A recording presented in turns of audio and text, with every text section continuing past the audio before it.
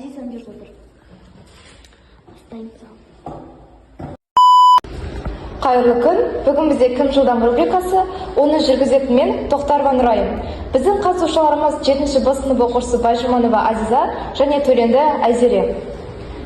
Егер де дұрыс жауабын білсеңіздер, қолдарыңызды көтеріп жауап бересіздер. Сонымен бастаймыз. Бірінші сұрақ: география ғылымының салалары. Айтыңыз, Айзере. Физикалық және экономикалық. Дұрыс. География ғылымын кім енгізді? Айтыңыз, Айзере.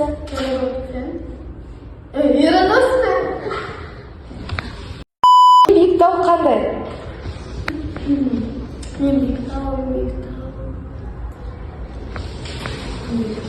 Білмей жатсаңыздар, мен айта берейін ба? Ең биік тау Эверест. Ең терең көл қандай? Айтыңыз, Айзере. Байқау. Дұрыс. Қазақ хандығын кім құрды? Айза бірінші көрсетті. Керей мен Жәнібек. Дұрыс. Ең соңғы хан кім болды? Айзере. Кенесары. Дұрыс. Қазақ хандығы қай жылы құрылды? Айтыңыз. 1465. Дұрыс. Алаш автономиясы қай жылы құрылды? 1917. Дұрыс. Абай қай жылы дүниеге келді? Айтыңыз. 1845.